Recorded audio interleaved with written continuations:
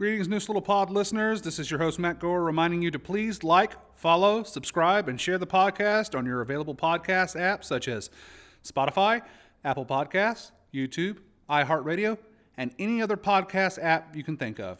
Share our episodes on Facebook and let us know what you think with a comment or review. Now, please enjoy the show.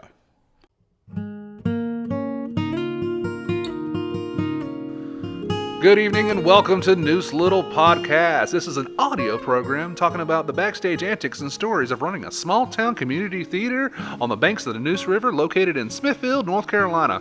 We lovingly refer to the old girl as the Hut. We hope you enjoy.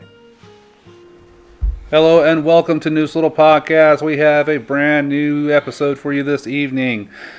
We are in the midst of rehearsing for NLT's 170th production, Til Beth Do Us part, and I have here this evening the director of that show, Abigail Jordan. We'll be talking to her in just a minute.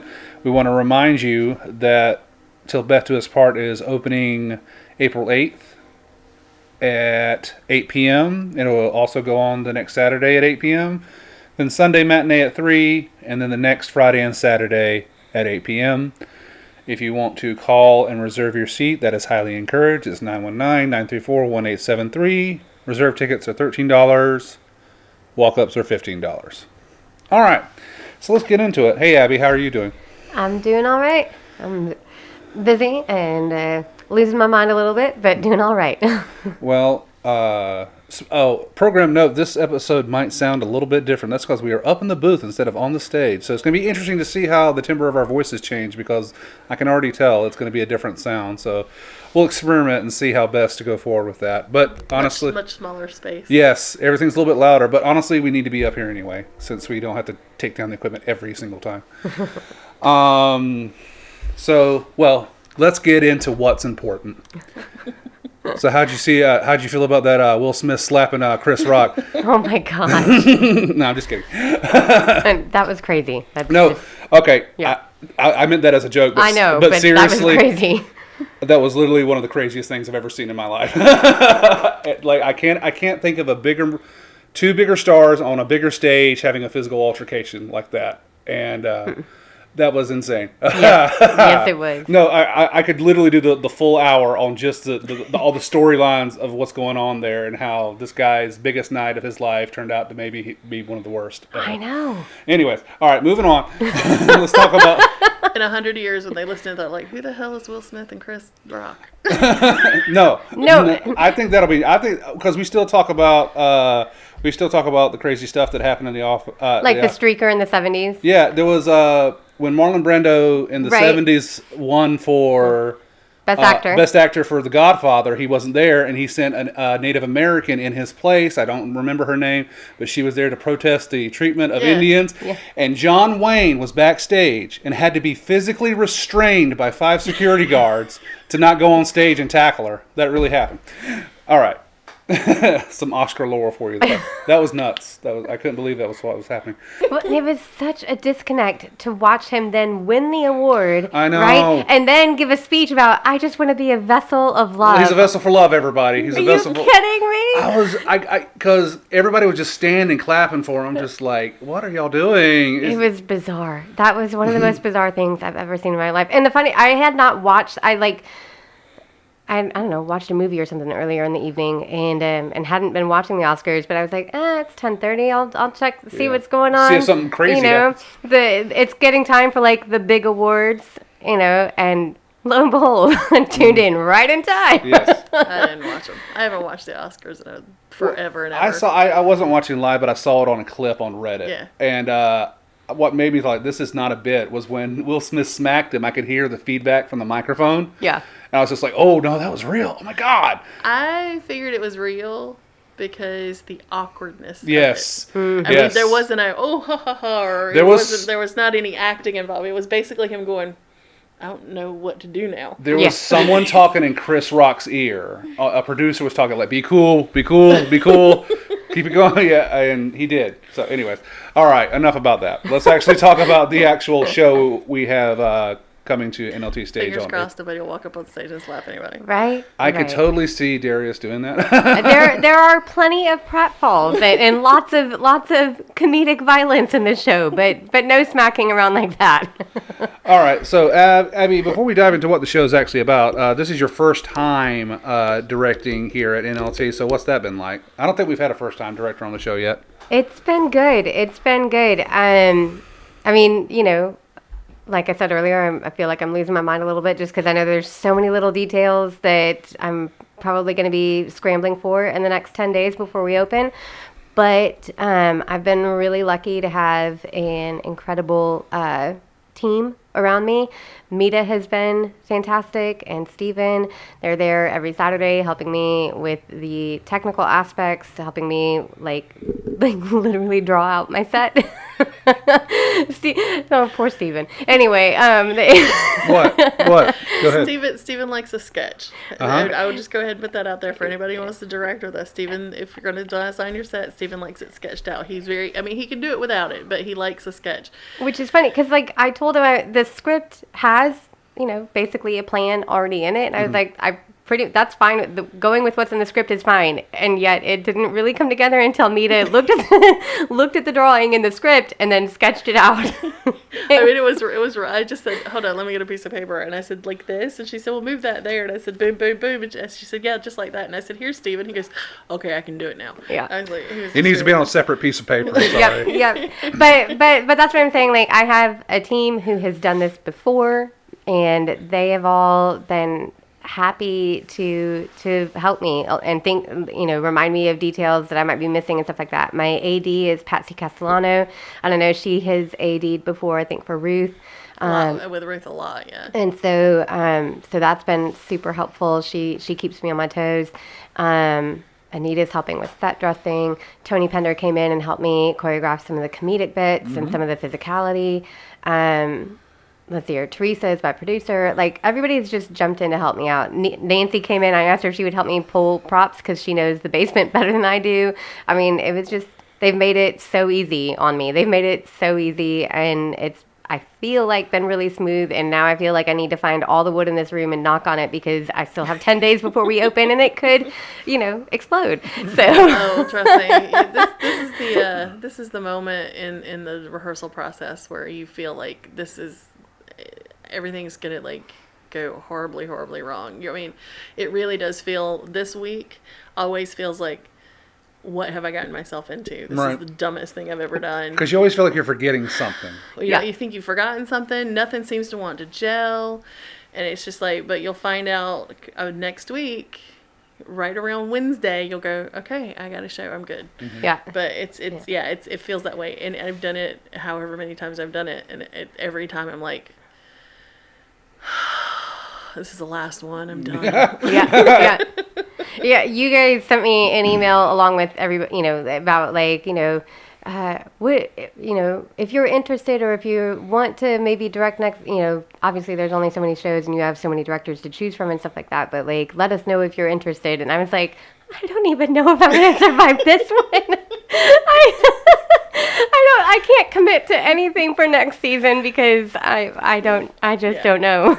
The first one's always nerve-wracking because you think coming in, luckily the first show I ever directed here was a show I directed at a charter school with students. So I sort of came in, had a game plan originally. Mm-hmm. So I just sort of adapted it for our stage. But when you go and do it yourself for the first time, it's hard because you're not used to seeing it from the other side. Right. So, yeah, and to that point, like, I also got lucky with an experienced cast. I don't have any first timers in the cast. They all have at least one show or two shows, and for some of them, probably dozens of shows under their belts. So I've got an experienced cast that are very professional. I haven't had any issues with them. It's been fantastic. And then that's disappointing. I was hoping to talk about those. And then I have a script that, for the most part, like Jones Hope Wooten, it's good. It's broad comedy. You know what to expect. It's generally speaking, not hard to stage. Now, this particular script, I think, is very much like a sitcom, and you can tell that they wrote for television. Yeah. Because they have some set changes and some stuff that I'm like, you do know that takes time. I can't just edit this like and make it happen. So that's kind of funny to me to see the bleed over between their television writing and their stage writing. Well, it sounds like you've got a lot of support, which is really good. And I'm so thankful. Yeah, and it is very helpful to have all those people that know to come in and pitch in and help. And you named a whole bunch of people that know what they're doing. So, I didn't mention Greg also helped out with props and has done a beautiful job on a custom piece. So, yeah, I've had a lot of help. A lot of people that have reached out to me and said, hey, how can I help? And I was like, oh, well, let me find a job for you. Indeed. Now, so let's talk about what the actual show's about. Okay. Give us a quick rundown of what it's of Til Beth Do Us part. Yes. I know you always want to put death in there because that's the way you're supposed to say it. Right. Nope. Til Beth Do Us part. So you open up on the home of the Hayden residents, Gilbert Gibby and Susanna Hayden, and they've kind of hit, I don't want to say a rough patch in their marriage, but just a point where her career is going up and his career is panning out, and she doesn't feel very supported. And so Susanna's best friend Margot convinces her to hire a personal assistant to help out around the house and help organize her life, much to Gibby's chagrin. And Beth comes in, and not only does she organize her professional life, but she turns the home upside down and eventually pushes Gibby out altogether, and so he's got to rescue his marriage. And also contributing to the shenanigans are Margot's ex-husband Hank and Susanna's eccentric boss Celia. Okay. So you say you have an experienced cast, and you're working on the broad comedy aspects. And so is there like slapstick comedy and stuff like that? Oh yeah, we have pratfalls galore and crazy costume changes, and you'll have to come to the show to find out why there's a leaf blower involved. I mean, it's very broad comedy, but not a farce. Like I said, to me, it feels very much like a throwback to 90s sitcoms writing. Like if you think of, I don't know, Full House or The Golden Girls or something like that, it's family friendly in terms of, I mean, the marriage humor. They make a couple of very light sex jokes, but nothing too ribald. It's just cheesy fun. So what do you think the writers were trying to say when they wrote Til Beth Do Us? But deep meaning. I I mean, honestly, there is something to be said about commitment for both of the couples involved, and how much you're willing to put into saving a relationship. Also, that dating over 40 sucks, and I will attest to that. And this is Jones, Hope, and Wooten, and every community theater does it. We've done several. If anybody who remembers back, it's the same thing. They wrote. It's called the Sweet Delilah Swim Club. When we did it, it was called the Dixie Swim Club. Savannah Sipping Society, Always a Bridesmaid, Red Velvet Cake War. One of them did Dearly Departed, which is always a crowd pleaser. Yeah. Double Wide Texas. So, I mean, if you've enjoyed those shows in the past, this is right along the same vein. So, I mean, it sounds really fun, and it sounds like a night of theater where you can kind of come in and turn off your brain for an hour, yes, hour and a half, and 2 laugh, hours, and yeah, it should be a lot of fun. And 2 hours at the most. It's pretty snappy. Mm-hmm. It's a nice palate cleanser after Outsiders. Yeah. Outsiders was really heavy, and now we've got something very light and a lot of fun. So. Yeah, and hey, we do kind of pay attention to that in our seasons. We don't just throw them up there in a random order. We try to think which show would complement each other and the order they would come in and stuff like that. So some thought is given to that anyway. At least Meadle will put it on a piece of paper and go like, "Is this okay?" And they'll be like, "Okay." So. I usually chime up and go, we got two dramas right next door to each other. That's what we want to do. But yeah. Yeah, you gotta have a palate cleanser in there. Yeah. So in the rehearsal process, what's been one of your favorite aspects? We'll go with your favorite aspect of rehearsal and your least favorite aspect of rehearsal. I think it's been fun for me to watch the actors discover different ways to say things or deliver things, and in an egotistical fashion to see my notes be taken, and to like have that collaborative thing going on. I guess that's been a lot of fun, and they crack me up every night. I'm laughing. I feel kind of silly because I know the script so well, but they make me laugh every night. They make it new, so that's fun. Yeah, I've done a few comedies in the past. It's not really I tend to steer towards more the dramas and stuff. But I always tell them when I do a comedy, I basically go, if you can make me laugh after 6 weeks, then it's funny. Yeah. And my least favorite aspect of the rehearsal process has been line work, and that's probably the least favorite thing as an actor also, but just that period between learning my lines and being solid on them and watching my actors struggle with that, because that everything is going to get infinitely better once the lines are down, and we can really tighten up the pacing and work on the character bits and stuff like that. And so but to their credit, I gave them an off-book date, and they adhered to it. There is still some calling for line because, I made the off-book date early to give them some grace and some leeway before we get into tech week.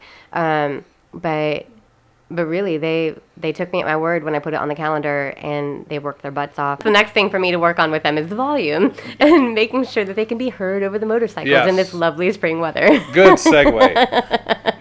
Yeah, while you were talking, I was sitting there thinking, I was like, I think the reason why, about 4 weeks in is so rough is because you are finally off book, and you're just hoping you can remember your lines. And so it doesn't have any rhythm yet. It's sort of... And when you add in not just blocking, but, comedy choreography, there's a tiny little bit of dance choreography, that kind of thing, and people are having to put those motions with the words and not just remember one or the other. It's all... And you finally have props. You're not just miming them. Yeah. And if you've got food, you've got food. Or it's introduced. You got eventually. liquids, yeah. Yeah. You have to actually balance things on trays. Yep. This whole time I've had 2 hands, and now I've got 3 things I've got to carry. And Exactly. Putting it all together. So yeah, we've got most of our props in place. Food will come next week. It's just been a lot, but they're doing great. And like I said, once, I don't know. We're pretty much out of time. We have one more rehearsal tomorrow and then tech week. But hopefully, it's all just gonna set up next week. I keep on thinking the word gel, but like it's all just it's gonna set. There will be a show, and it will be beautiful and funny. And you've got enough talent on that stage with enough experience that it's gonna be brilliant. So it'll be fine. Yeah. It just doesn't feel like it at this point. I've been there. It's kind of like, oh, I can walk and talk. Yes. Yeah. Yeah. And me reassuring them, you are capable of this. You've got this. You've been practicing now. You're doing a great job. It's just they see the net is going to go away soon. There's right. There's going to be no safety net, and that's natural in every production. And 9 times out of 10, they do just fine. Yeah. They do just fine. You'd also, it's like it gets better during tech week because lights, sounds, all of that sort of stuff sort of comes together, and they can feel it. There's a rhythm. It sort of gets its own pacing. But the night you have that first audience, man, it's amazing how much just sort of the puzzle comes together finally. Yeah. The energy's there. Yeah. And it's like, finally, I see something that I... Let's talk about the aspect of being a director where I would say if you had to break it down, being a community theater director anyway, comes down to 70% answering questions. You can throw casting in that also. 20%. 20% making decisions about the show, and 10% being like a cheerleader for the show. Mm-hmm. You have to be confident, even when you're not. You kind of like if people see the director go like, oh God, then that's when the cast is going to start panicking. I mean, have you had any moments like that where it's just like, listen, it's going to be great, and then the door closes and like, you know? No, I don't. If they are panicking, they've hit it pretty well for me. And I was also very upfront at auditions with all of them that this was my first time directing. I do have experience as an AD, and I do have experience as a stage manager, and so like I have done my best to be prepared.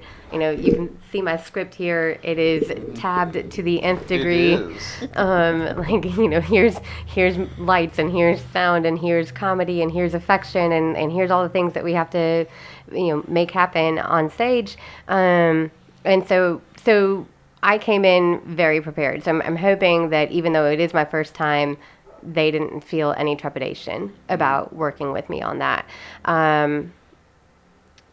I mean, not at all. You got to start somewhere, right? And most first time directors tend to over prepare anyway, and you just get to that aspect after you've done a couple, where it's just like, well, I don't need to do that right this second,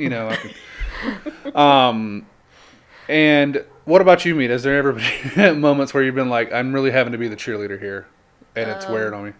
Oh, we don't have to talk about the actual show. No, I'm sure. It's just I couldn't pinpoint an actual show, a specific show. I mean, I'm definitely doing some cheerleading. I come from the school of sandwich, like compliment, and then if I have a comment, give it to them, and then compliment again. Yeah. I have I've mellowed a lot. But some of my early directing, I lost my cool with them because I didn't think they were where they needed to be. Mm-hmm. But no, you always sort of want to keep it, no matter how panicky you are inside, you always sort of keep a lid on that. You don't want that to like sort of boil over. Play it cool. Everything's fine. However, I have had some shows where I'm just like going, oh Jesus. Yeah. we all have. I think what's funny is that I mentioned earlier, I have a great team of people around me, and then I also have to remind myself that I can ask them for help. Yes. I'm horrible at asking. You are, yes, you are not good at asking for help. I think Teresa in particular, I asked her months ago. In November, I went to Teresa, Patsy, and Steven to make sure they would all be available for what I needed them. And I think Teresa would be like, don't forget I'm here. You can ask me to do stuff for you. But she's been very helpful when I need it. Mm-hmm. And thank you for looping her in.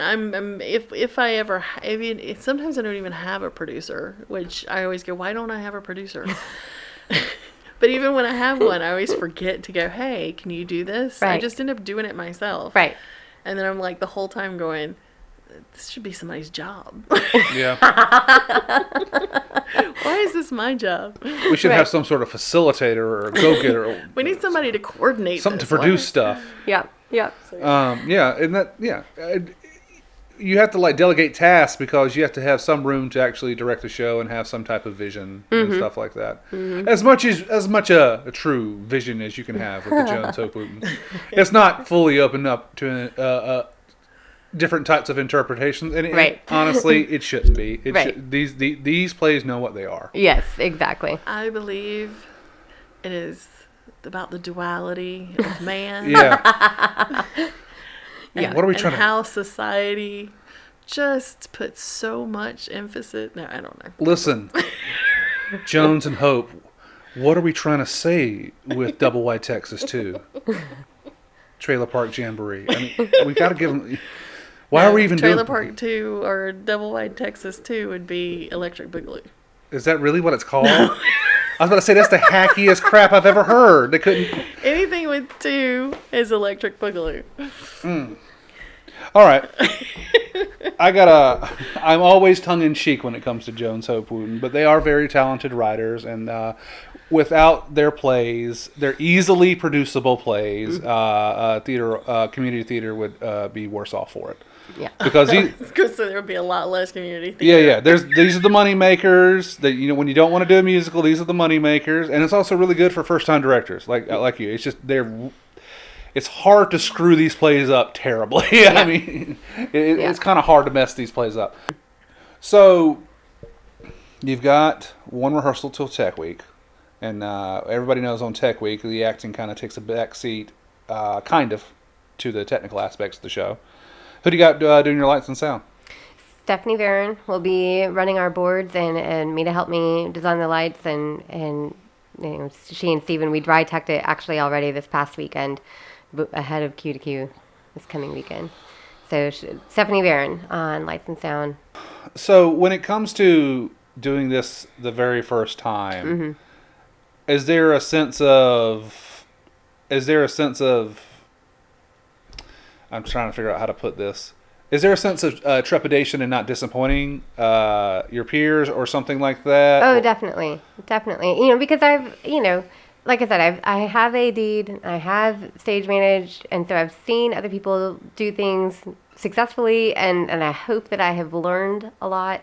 And so particularly when people I know that are directors are going to come see this, I want them to, laugh and enjoy the show, but also look at the staging and look at the blocking and not immediately have a cringe thought of, oh, she shouldn't have done that, or oh, I would have blocked this differently. But some of that stuff's subjective. It's not like a math problem where there's a right or wrong answer. Right. Most of the time. But I mean, so that's what I'm hoping is to avoid some, blatant blocking mistakes and stuff like that, to create good pictures on stage, levels and depth and stuff like that, and make sure that people aren't getting tied up in knots unless they're supposed to be for a purpose in the script, which does happen. Yes.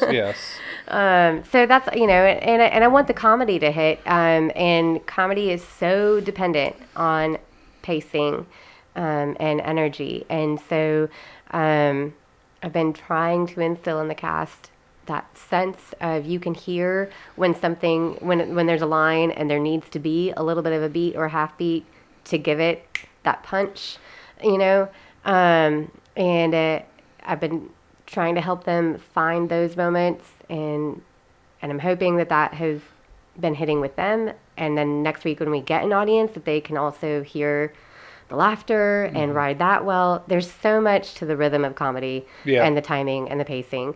And so I think I won't feel 100% certain about it until Thursday of next week. Yeah. When we maybe Sunday once we get Stephanie in here, because her laugh is infectious. But definitely Thursday. When we might have a couple of guests just come preview for it, so I can give the cast an idea of how the reactions are going to go. Laugh breaks and stuff like that. Yeah, and it's hard to judge. I mean, because what you think is going to land doesn't always land, and then things that you think is going to be taken very seriously ends up getting a laugh. And you're just like, okay. Right. Mm-hmm. But when it works, it's like music, baby. Yeah, I am excited. I really am at this point. More excited than nervous, and I hope that that's not naivety on my part. Well, I know. I'm trying to think back to when I did my first show. There's that. You keep touching things. I know. Sorry. I know, new space. It's like, don't know how everything works. But no, with your first show, there tends to be that sort of, at least for me, I don't know. I think. Now, granted, this was 25 years ago. Holy crap, it was 20 years ago. Just realized how old I am. So it was 20 years ago, I think, when I did my first show. But you were only 10? I know, right? And but I think I remember. There's just this because I'd worked with the theater and I'd worked with the people, and then I was thrown into this position of directing. There's that little part in the back of my head going, "You're gonna screw this up, and you're gonna be the reason why it sucks." Oh. That's that little voice lying to you. Yeah, That voice is a liar. Well, and that's why I am so thankful, because I have an experienced cast, I have an experienced team around me, and so far I don't think I could ask for a better experience. I'm really excited about. Can I tell you the one thing, and this is so dumb, but the one thing that is stressing me out right now is the music. Like, I am creatively blocked, and I think both of you know me well enough to know that I generally have a pretty constant soundtrack, and I'm always listening to music, and I'm always, I hear a song and I am like, oh, it reminds me of that, or it makes me think of this situation, or makes me think of this person, or whatever. And putting together the pre-show and intermission and bow music and stuff like that for this show, I am Don't totally worry. blocked right now, and I'm like, I gotta get the music to Beta by Friday, and I'm like freaking out. Don't worry. I have a lovely collection of thrash metal albums. I will send you some samples. Garage Perfect. bands. Yes. Yeah. And we will. Death metal. We'll get a mosh pit going down in front of the stage for you. Yeah. I mean, like I said, it's the smallest stupid little detail to be. No, it's not. Actually, that's one of my favorite aspects of the show is picking out the music. Even though in my head it's way more important than it really is. Yeah. It's just the music as they come in, but I actually do give it some thought. Yeah. You're Especially the setting curtain the call song. tone. Yeah. You're setting the tone. You're Yes. setting the energy. I never like it when I go to see a show or something. They got like top 40 playing while people are coming in and stuff. I'm like, no, it should be something related to the show. Yeah. At least attempt. Yeah. Well, I was gonna say sometimes there's just shows that don't. I've done them before where I'm like going, if you do a period show, you can do songs of the 40s, songs of the 50s, things like that. Right. But like when you've got a show kind of like this, it's contemporary. It can be anything. There's really not. Yeah, I mean, because you would think it's got a wedding theme to it, because that's like I keep thinking that it's a wedding theme, but it's not. It's So really you can't not. even use that The kind of title music. is I mean, I guess. Look at that. There's a subtitle. Till Beth Do Us Part, a marital confection. But it has nothing to do with weddings. It does have to do with marriages, but both of the, couples, and one is divorced already and one is on its way. So it's like, Right. So yeah, it's just They are hitting the modern quota with 50%. Yeah. But no, yeah, it's just some shows just don't stand out as to, oh, that's what, love songs if it's like a love story. Or, Right. But yeah, this one, this is probably one of those ones. It just doesn't really have a So theme. all that to say, if you're listening to this podcast right now, I hope you appreciate the music next week and the week after when you come see the show, because I am sweating it right now. Yeah. My problem Like, is I love Taylor Swift. Good job. my problem is I hear a song and I go, oh, that would make a really good song for something, for a show. Yeah, that's how I do it. I write it down. I don't write it down. That's my problem. Yeah, I have to because I will forget it. Yes. I'll go, what was the song? There was a song. Oh my God, we're gonna remember the song. Yep. But yeah, I there's a meme somewhere, and I've probably posted it on Facebook. But it's like the biggest lie I've ever told myself is I don't need to write that down. Oh, God. I remember. Yeah, I'm horrible for that. Yeah. Well, folks, we hope you do come to see Till Beth Do Us Part by Jones, Hope, and Wooten. And again, those dates are April 8th, April 9th, 10th. 10th to Sunday matinee at 3, and then the 15th and the 16th, and those are all 8 p.m. shows, except for the aforementioned Sunday matinee. Yes, and we are doing a 16th, despite the fact that it's not on the sign. Yes. Our beloved sign maker made an error, but this too shall pass. Don't worry. We hope big crowds for you, Abby. World's cautiously feels like it's almost normal again. Yeah. And if a little angry. And people are ready for some chocolate and some laughter. Yes, chocolate and laughter. That should be the subtitle. The subtitle for the show. Just chocolate and laughter. You get it. Yeah. Thanks, Abby, for coming. Oh, thank you for having me. Yes, It's been your fun. second appearance on the Neuse Little Pod. How's your dad, by the way? He's doing well. Getting ready to direct later this spring. Oh, is it Tuesdays with Maury? Yep.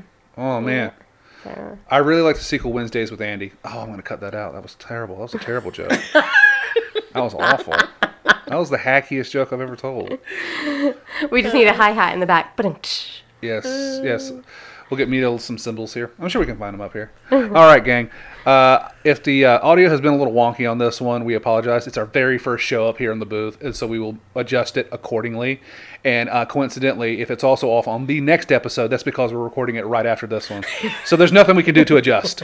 Yeah. So You have to suffer through 2 sucky ones. So yeah, it might not even be that bad, but it does sound different, and I am curious to see what it'll sound like when I get home and start editing it. But thanks, Abby, for coming by, and I guess that's it. Come see the show, guys. For Neuse Little Podcast, I am Matt Gore. That's my producer, Toole. Hello. All right. We'll see you later.